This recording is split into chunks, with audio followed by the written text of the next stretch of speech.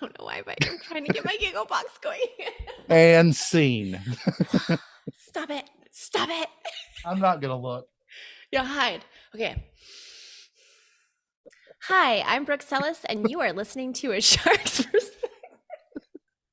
Your giggle Oh my box. God. We're going to have a blooper reel. This is the best. Okay. Okay. Hi, I'm. Damn it. Okay. Stop. Okay. Serious. This is for serious. This is for $500. Hi, I'm Brooke Sellis, and you're listening to A Shark's Perspective. I may have to keep the blooper reel. That was pretty funny. No, Oh my it's God. hilarious. And that you should play it right at the beginning because then I'm sure they're going to listen all the way through because they're going to be like, I want to hear these giggle boxes.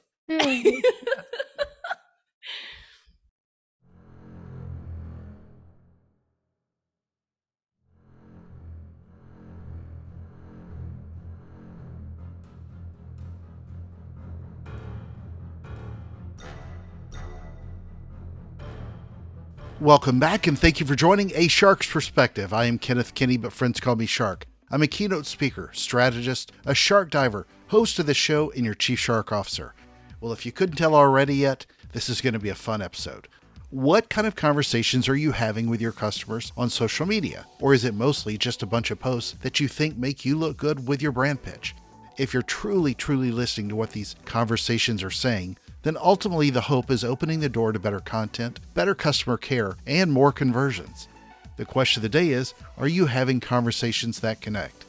Welcome back from episode 269, Brooke Sellis, who is the CEO and founder of B Squared Media, a done-for-you social media management, advertising, and customer care agency.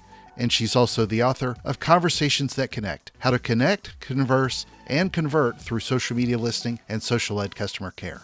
And on this episode, we'll discuss the book on customer care and social media, what happens when you're recording a podcast on the January 6th, proving your brand promise early, the social penetration theory, the personality versus social media, carnations and content, measuring social engagement versus actual sales, flywheels and funnels, navigating the future and opening those KPIs, knowing what to say or not when the bandwagon's here, the cost of silence, scaling those conversations, acquisition retention tags, making the C-suite happy, trolls, lurkers, brand DNA, the beaches in Maine, falling asleep to Law & Order, the last K-pop song on Earth, giggle boxes, and a lot more. So let's tune into a giggling Brooke with a babbling shark on this episode of A Shark's Perspective.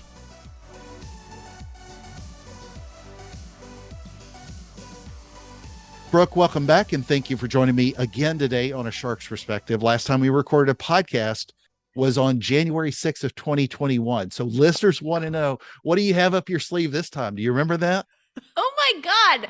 Why does that feel like yesterday and 800 years ago all at the same time? Seriously, I remember us recording this and looking away at the TV and asking you if you were seeing this. And now I'm worried that we're going to be called up in front of Congress to testify about something we have no clue about, just because we were recording a podcast and I have a little bit of a Southern accent. So anyway, I'm a very, very good girl. Exactly.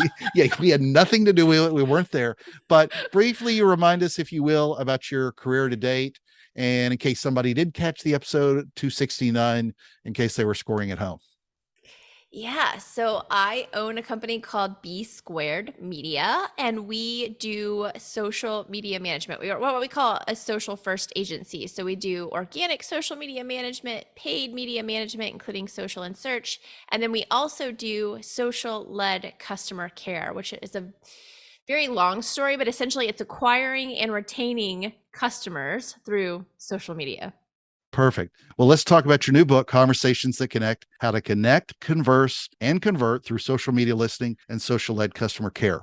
What drove you to write it? Was it more to drive home social media listening, customer service, and customer care, a calling card for you and your business, or what was it? All of the above. Yeah. Yeah. But I mean, social listening is such a big component of customer care for us. So I think ultimately it was to start to educate companies and marketing leaders about the need for social media customer care. Great. Early in chapter 1, you spoke about proving your brand promise more urgently than before. And I love the urgent emphasis there, but describe what you meant by that.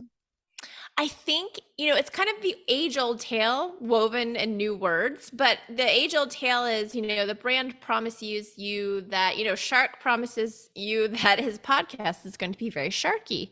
And it is. You're proving that brand promise. But I think what happens a lot of times is Shark says, hey, my podcast is going to be very sharky. And then we never see a shark. Right? We don't actually see Shark follow up on his sharkiness. And so I think brands not only have to understand what their brand promise is, but they have to deliver it more urgently than before. They have to prove their worth, like walk the walk, don't just talk the talk. Well, and then later on, you talk about the social penetration theory, SPT for short. This dates back to the 70s, and you're already laughing. Describe what you meant by that here to clarify. And knowing me, that I'm going to say something stupid about this, but the social penetration theory is neither a venereal disease or when your doctor talks too much during a colonoscopy, correct? Yes, that's Okay. correct. I know it's a terrible, terrible name, but it's a brilliant concept, right? So it Yeah. was two social psychologists back in the 70s essentially said that the way you and I form relationships is that we disclose information to one another. And it's also called the onion theory, much better name. So we can stick with that if you want. And essentially, when you think about an onion, it's nice and round, and breadth, the circumference around the onion, is where most content lives, right? We're living on the outside of the onion, which is cliches and facts. It's not very telling about moving the relationship forward in the way of opinions and feelings. If you peel the layers of that onion and you go into depth, like deeper into the onion, you then get to opinions and feelings. And opinions and feelings as self-disclosures are how you and I actually decide if we like one another, if we align with one another, and if we want to move the relationship forward and eventually trust each other. I like that you talked about this in the form of your own thesis, which I admired that you clarified that as to brands, if they're doing enough with their social media to reveal a personality. And I'm curious, what did you find? Because I find most of it very vanilla. Yeah, unfortunately, most brands, like the vast majority, are living in breath. They're going around and around that onion, but they're never peeling the onions back. They're never going to make anyone cry in a bad way or in a good way. Because remember, happy tears are great too. So, Well, so help unpack what you meant by think by conversation and not campaign. so I think that if you have a conversational marketing mindset, you should be asking questions or eliciting and soliciting opinions and feelings. So if I'm a brand, I should be sharing my own opinions and feelings. One of the examples I give in the book is from ProFlowers, right? They're a flower delivery service. And they had a tweet that went out that said, hashtag unpopular opinion, we think carnations are gorgeous. And a lot of people replied like, ew, no, it's a trash flower. And then some people were like, all flowers are beautiful, And so not only were they sharing their opinion and kind of feelings on carnations, their customers and would-be customers were sharing their opinions and feelings back, which allows the brand to collect voice of customer data. So if they say they got 100 comments, and let's say 90 out of the 100, so 90% of those comments were like, oh my God, we love carnations too, then they might need to create more carnation type content in the future, right? Knowing that they have an audience that's interested in that. However, if they saw that 90% of those comments were like, ew, no, carnations are stupid, maybe they should move on to a different flower. But how should a brand really interpret this, though? It may not necessarily be that the loudest voice on social is necessarily the one that's driving the most revenue. Maybe it is a trash flower, as you said. But I mean, although that can maybe drive a lot of the likes and shares, that doesn't always translate back to revenue for the brand. It does not always translate to revenue, but what it does translate to is better content. You're stopping the doom scroll. When you're asking those types of layup questions, for marketers, a lot of companies have been posting lately, like, how do you feel about the Instagram update? They know everyone hates it, but they're asking because it's a layup question that they know they're going to get engagement on. And what happens when you get engagement on your social media post? The algorithm shows more people your social media post. So you're playing the game a little bit, for the algorithm, But it you're opens also, the door to a conversation. Yeah. Exactly. It opens the door to a conversation. It allows you to talk to your would-be customers and your customers, and allows you to collect that voice of the customer data on those opinions and feelings or products or themes that you're talking about. Well, it's great too, because now if you're a person buying carnations for your loved one, Brooke says they're trash flowers. So I didn't say that. I was she just said saying it. You that some can of the rewind it comments. a minute and you'll hear it. And so you're a smart cookie, but when you later wrote about the customer journey, I'm always curious because I've gone through this a lot with studying attribution. Was there anything that you uncovered there that maybe made you rethink what the customer journey was that you didn't know before? I mean, you go through some research when you put together a book that's different outside of what you do day to day with work. Yeah, I really kind of leaned on Jim Collins' book and his flywheel and that whole concept, from good to great. And I obviously adopt and believe in the concept of the funnel's no longer linear. Customers don't necessarily enter at the top, or would-be customers, sorry, and then exit at the bottom as a customer. They can come in pretty much anywhere these days, right? So I wanted to look at a flywheel, obviously, versus a funnel, but instead of putting growth in the middle, I was trying to, through the work that we've done and through the research for the book, understand what drives growth the most. And for me, it was customer care because, and I think a lot of people are like, wait, what about acquisition? Customer care does include acquisition. It's the entire digital journey. We're talking about pre-purchase and acquisition all the way through retention, loyalty, advocacy. So I think when you put customer care in the middle, knowing that it's literally soup to nuts, that's what drives growth. Keeping the eye on the customer constantly, whether it be acquisition, retention, or anything in between and after. Yeah, I know that, when looking at attribution, I think a lot of people are becoming a lot more surprised how much social media isn't on necessarily dominating, but it becomes more of the conversation, the total journey, rather than just a particular point in time. So I'm curious how you look at where we think about social listening and customer care in regards to the future of social media. And for example, a bulk of what was done over the last decade, for example, was on Twitter and Facebook in a very Mhm. sort of 2D conversational medium. It was almost like text messaging. But, Yeah. since we even spoke on the last episode, Clubhouse is fairly mature. I heard a lot of people saying, "Oh, you got to get all the brands got to get on Clubhouse to have conversations." LinkedIn's where people go to be more social but not act nasty. Brooke's probably going to be doing a TikTok dance in response to a customer service issue at some point. But in all seriousness, though, I ask this because your audience may not always live, just as you talked about within that point. And I'm curious where you think about social media and the future of it as to how we sort of navigate the social listening as to new social media mediums. Yeah, well, first and foremost, I hope that a lot more of these newer social media channels open up their APIs, right? Because a Yes. social listening tool is just a tool.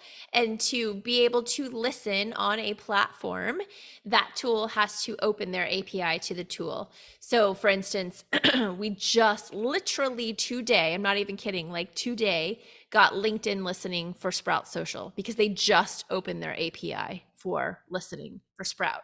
So yes, that I make that point, I hope, very clear in that chapter that, social listening is limited, but I hope that more platforms start to open these APIs so that voice of the customer data can be shared to brands, which is important, but also it's important for the customer, because for the customers who've said, and we know most of them have said this with iOS 14, I don't want to see things that I'm not asking for.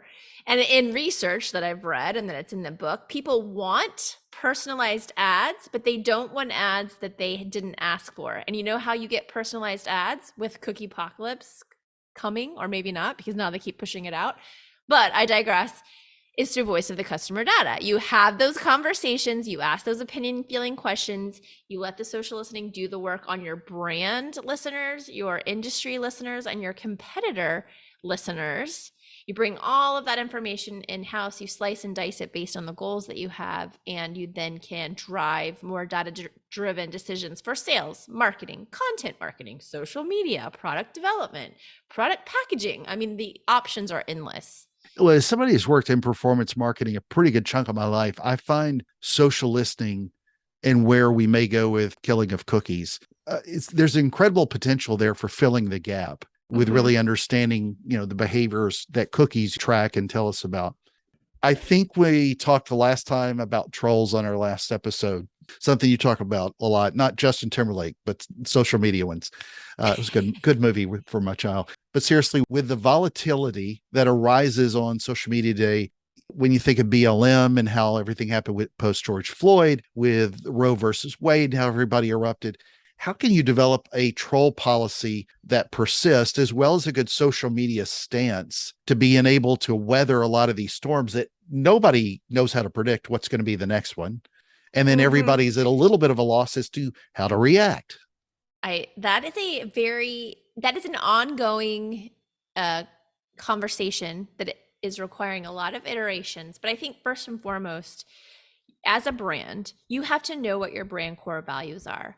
If your brand core values for your company is to bring clean drinking water to countries that don't have access to clean water, then you don't need to go posting about BLM or Pride or Roe v. Wade, unless those are things that follow along with your brand values. I think where brands get in trouble is a lot of times they jump on the bandwagon, which ends up really being grandstanding or posturing for some of these delicate and important conversations. But if abortion or Black Lives Matter or pride is not part of your brand core values and not something you support, it's okay to be silent. So I say in the book that there's a cost to silence, but there's a cost to silence if you're not speaking out on what your brand is aligned with. You can't be all things to all people. And I think that's where a lot of brands are getting themselves in trouble, because they're jumping on the bandwagon, they're grandstanding, and people are coming in and commenting and having the conversation. But the conversation goes like this: you say you support X thing. What are you doing? What actions are you providing to support X thing? And when the brand can't answer that, you've been caught red-handed, and it's not going to go well for you. I thought the cost of silence point was brilliant. And I think it's interesting how the voices that are getting louder, even when they're in a lot of ways getting smaller. It's some of the niche voices are getting louder, but brands are reacting in such a demonstrably not authentic way to their DNA that they're trying to appease everybody. And then it ends up looking like they don't care. Right. Because you cannot be everything to everyone, as marketers say all the time. So it's no different here. But I think once you know whatever your brand values are, or whatever charities you support or causes you support or whatever, then stand on that. Stand on that and don't be silenced, because that's where the cost comes in. But again, if that's your brand core value and you want to stand on a cause, then you better have some sort of action to go along with that cause, a committee, a fundraising drive, a volunteer day, something within the brand to back up your stand. Yeah. Well, right after that too, I love that you at least reference lurkers, because there are a lot of them, a majority of them, and nobody ever talks about them. A lot more than people think. They pop in, look for something to comment on or not, and then they jump out most of the time. I know you talk about it briefly in the book, but was there anything you necessarily addressed to get people more engaged in a conversation than just sitting back and lurking? Yeah, I think, again, you have to look at who your brand is and what your services and products are. So the example I give in the book is we work with a doctor's office. We've worked with them for, 5 or 6 years now, and they're a gastro group. So they provide colonoscopies and hemorrhoid banding surgery and things that people are not going to come have conversations about online. So we try to get conversations happening on really like the behind the scenes content of the staff and kind of fun things, or Colon Cancer Awareness Month, right? The brand core values. But we know that we're not going to have a conversation on some of the more factual things that we share. So we do share a little bit. Our facts are more skewed heavy for that brand, but then we look for a click-through rate on those posts, and we see that we have an extremely high click-through rate. So people want the factual information because it's a sensitive subject, right? They're searching for it. They want to be able to read about it, but they don't necessarily want to talk about it. So you kind of have to look at what's the goal of this piece of content. Is it to educate my audience so that I'm okay with a high click-through rate? Or is it to have that return on conversation? And if I'm able to get that, how am I going to do it delicately with this particular audience? How can you have conversations that connect at scale? This is easier to do when it's small, but as it grows, it becomes difficult to manage. Yeah, we work, as you know, which I can't mention, but you are familiar with some of the brands that we work with, and they're global, big I'll put brands. them And all in the show notes. no, please don't. And, some of them have like 12, 15 channels that we work on for them. And so for them, they had to outsource. This is not a pitch for me. It's a pitch for any agency who provides social-led customer care because, as I say in the book, there's an inherent mismatch between employees who work 9 to 5, Monday through Friday, and social-led customer care. Social-led customer care is also not well fit with the traditional call center people, right? Because those are typically the least educated, least paid people on the team. So there's a lot of mismatches that happen with corporations who want to have like a 24/7 voice or something along those lines on social. So they have to outsource. And maybe they can move to a hybrid model. I'm kind of pulling this out of thin air right now, but if I were a big brand and I wanted to keep my social media customer care in-house, I would probably have to adopt a hybrid model of some remote workers who would be willing to work 7 days a week, holidays, all that good stuff. Do you find that it works better for you and your team to do 24/7, or, and let's say the money's the same, so it didn't matter in that argument, but 24/7, or maybe a hybrid model where their people are manning it 9 to 5 and then you're taking it and managing it the Yeah. rest of the time? That's an excellent question because we've run through that time and time again where the brand thought we were going to kind of split things up and ultimately they end up handing it over because it's a very mental health taxing job on their internal team, and they don't want to put their employees through that, so they kind of give us the what end of the stick, which we signed up for. We know what we're getting Yeah. into. Well, that frees those people up to go complain about them online and then you answer. So Exactly. you used a Ben and Jerry's reference on where they stood on an abortion law in Texas, and Ben and Jerry's jumps on a lot of purposes that they're passionate about. But what do you say to the brands who make up the market when they stick their toe in the water and they just want to sell more ice cream, for example? Yeah. Out of something like the top 10 ice cream brands, I know they're somewhere in that like fifth, sixth area, but Hmm. they're far from number one, and they're 1 out of 10, but they aren't the biggest. No. They're the only one I think that I remember of that example that I looked at later that spent all that time jumping in. But it's almost unfortunately that a lot of the other brands are sort of trying to figure out where they show care if they're not Ben and Jerry's, for at Where least they in the show ice care. cream I love world, that. to Yeah. use a bad analogy. No, no, I love that. But here's my thing about Ben and Jerry's. They've always been a political brand. Always. So it's very easy for them to And they jump jump on on a any lot of cause they purposes. see Yeah, fit. And they exactly. do. They have literally, I think, supported all the causes, big, small, and otherwise, Except right? sharks. Except for sharks. Dang it. We're gonna have to write them. Hmm. um, but because they've always been a political brand, it's very easy for them to take a stance on all of these things. 99.99999% of brands are not a Ben and Jerry. And so my recommendation would not to be to take a Ben and Jerry's approach. But my point was that I was trying to make was if you know your brand's core values, if you stand on those values, you will align your audiences who have similar core values to your brand. They'll connect with you more easily, they'll converse with you more easily, they'll convert for you more easily, and hopefully get you to that North Star, if you're looking for that, of becoming a community member or an advocate more easily because you're so aligned. Patagonia was like the layup example I Yeah, gave of that. exactly. Yeah. To that point, I think having worked with a lot of these large brands as well, I find it very interesting that a lot of them say that they know what their core brand message is and they know who they are. But a lot of them are playing Queensberry style Old English boxing rules. And then they go into a street fight on Uh-huh. social. And Mm-hmm. and I'm curious how you sort of navigate that space with giving companies advice as to, no, you got to play by these rules. The old rules don't work. Well, this is why I think there's probably a book two coming, even though I said I would never do this again, is because this is exactly what we're talking about with these brands, is we're starting to put, I don't want to call them formulas or algorithms, but parameters around, for instance, I'll give you an example. One of the large global brands who we work for put out a pride post, and normally their audience is very aligned, but they boosted that post on Facebook of all platforms. Okay. Think about who Facebook's audience is. They boosted it, which means it goes outside of their audience. And what happened was they got slammed. They got overrun with hate speech and trolls and people who obviously did not align with this.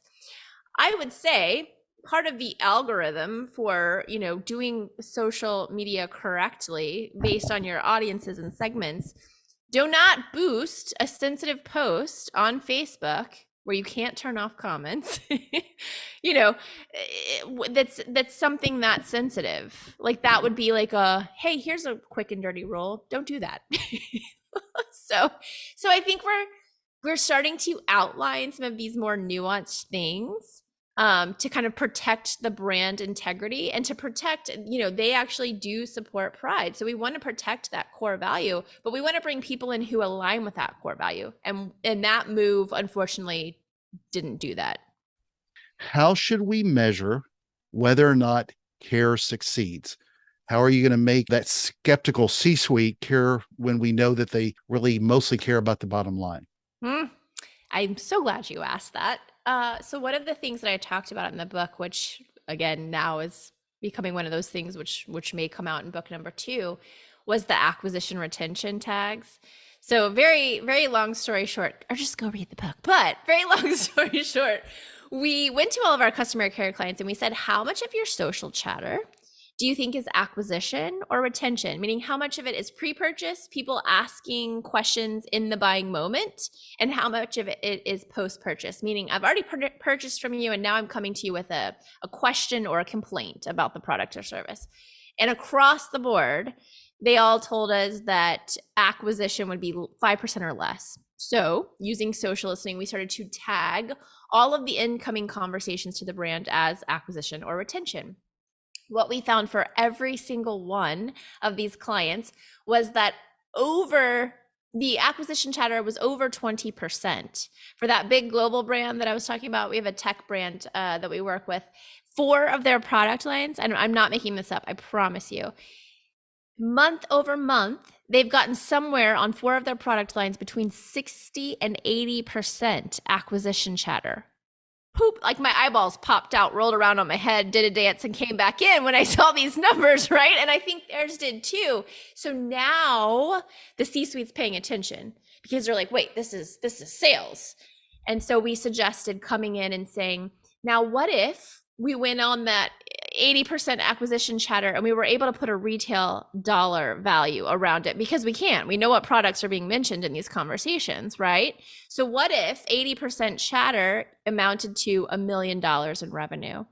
Now, what if you gave our front line, our customer care agents, a attribution link so that we could say something like, hey, Kenneth, yeah, so glad you asked that question about, widget X.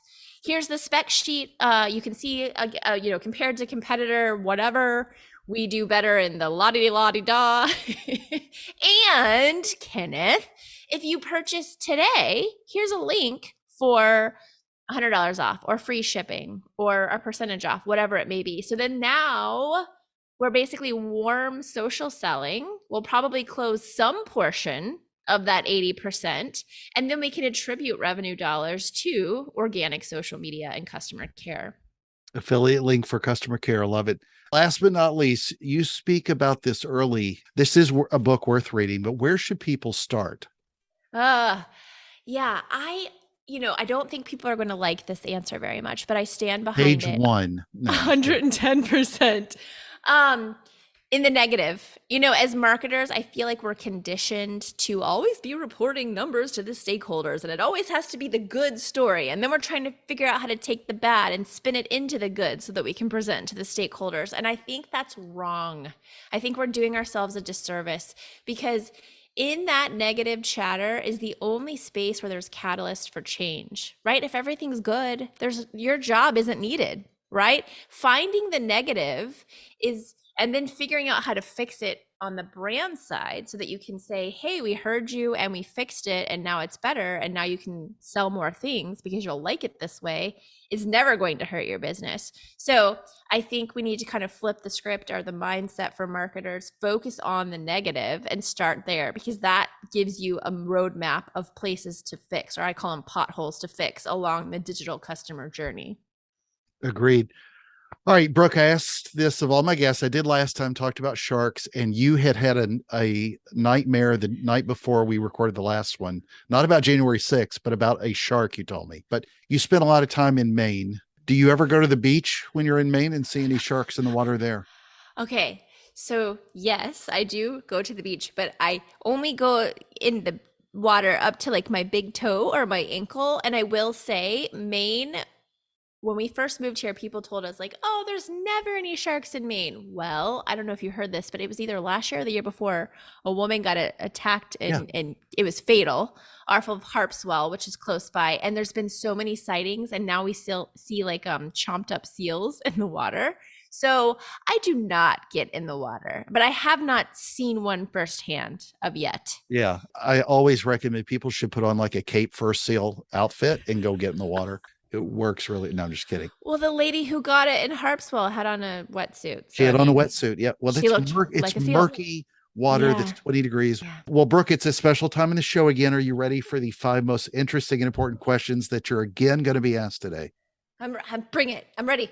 All right, here we go.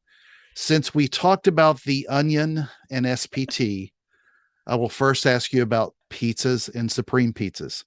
Ooh. Onions or no onions? Oh, it depends. Depends on the other toppings. But if it's just onions, I'm a no. It's the pizza company called Sophie's Choice. You got to pick one. Okay, fine, no. Okay. Number 2. And I remember this oddly enough. You're the only other person I know that did this. It's a very odd explanation of how I got to question 2. But you said this on your former old podcast you did with Mark Schaefer. I don't know if you still do. You fell asleep to Law and Order episodes. I still do that. Now I prefer Dateline.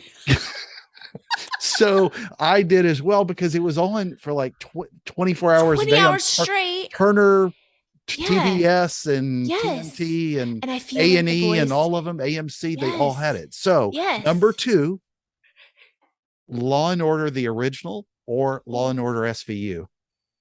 Not to fall asleep by, but which show do you prefer? Or I guess it could be which one makes you They're sleep. both good sleeping shows, in my opinion, but I think if I had to pick, it would be the original. Yeah, I don't want to fall asleep and hear about trafficking and Sex rape trafficking. and all that stuff. No. Just good murder. Well, just murder. Just murder. Yeah, murder's totally then I'll fine. sleep like a baby. All right. Number 3. I think you and I had this conversation once, or I heard it somewhere. So you're at Wahlburgers, which is pronounced a certain way in Texas, you and your funky bunch. How do we pronounce this correctly? Are you talking about Whataburger? Whataburger. Or Whataburger? Whataburger. It's actually Whataburger, but we say it Waterburger. Okay, yeah. All right. So you're at Whataburger, which is what I meant to say. Are you ordering a classic lettuce, tomato, mayo, or an Impossible Burger?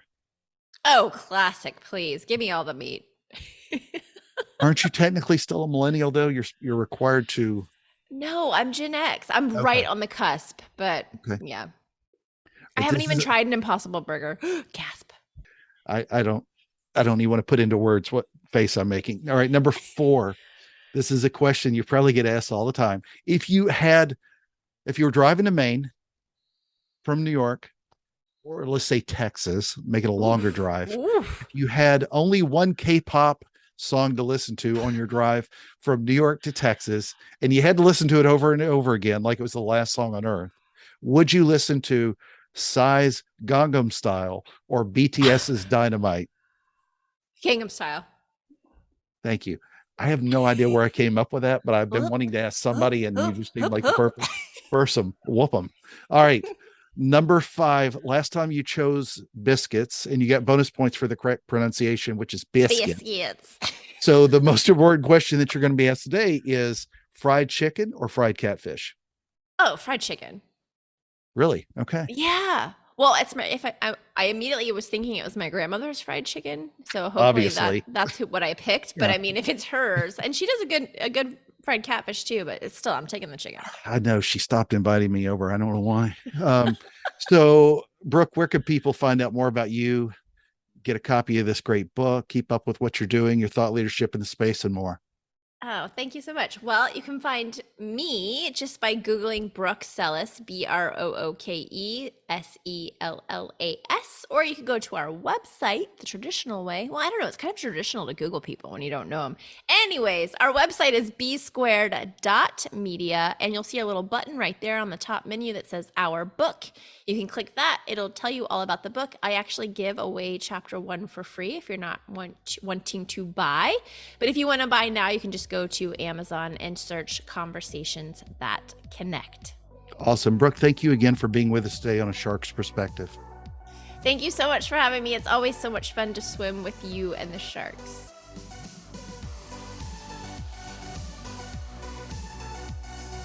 So there was my conversation with Brooke Sellas, the CEO and founder of B Squared Media, a done-for-you social media management, advertising, and customer care agency. And she's the author of Conversations That Connect, How to Connect, Converse, and Convert through Social Media Listening and Social-Led Customer Care. Let's take a look at 3 key takeaways from my conversation with her. First, prove your brand promise early. This is so incredibly true. And anything less leaves your customers thinking that you're not interested enough in them and why they even came to you and gave you their money, which was to solve their problems. Brands get so lost in this, it drives me crazy. And if you want me to prove it with sharks, then just go take a look at pictures or videos of me on my website. Or better yet, let's go diving. Second, peel back the onion of your brand social post and content for that matter. Most of the time that onion makes me cry because it looks so generically plain, safe, and boring. You've got to show personality in your brand. Otherwise you look the same and there's no differentiation. If you're Acme or the private label brand, that's a different story. But I shouldn't simply be able to take the logo off of your social post and insert any other competitor's logo. That would make me cry, especially when there's no onions on that pizza. Third, having conversations with customers on social can really open the doors, including to your would-be customers. You know this, but we don't always apply it. The more you listen to your customers, the more you will learn from those conversations. Social listening isn't new, but the power of it is just coming of age. It's the new cookie that allows more context to why they might buy, and it should help drive and inform you of better content. A lot of people lose sight of this too, and it drives me cuckoo, but that social content needs to tie back also to what converts. We were talking about carnations and about their importance in social. Some may trash them in this conversation, but then they outsell everything else you do. A lot of people would then listen to too much of that noise and skew all their social to what people are only chattering about and forget what's really selling. It should inform you with data and not just feelings. So often teams are siloed and social becomes a big part of the story, but not enough on that side to understand when the other became a strong driver for the sale. So please listen and also look for how those conversations connect and continue to tie the thread in the journey from awareness to sale in your marketing, media, social, and advertising. Show the C-suite at least that you care. Got a question? Send me an email to kenneth@asharksperspective.com. And thank you again for the privilege of your time. I am so thankful to everyone who listens. Please consider writing a review and letting me know your thoughts on the show. And really show them you care. And don't make them think we care-ish. Join us on the next episode of A Shark's Perspective.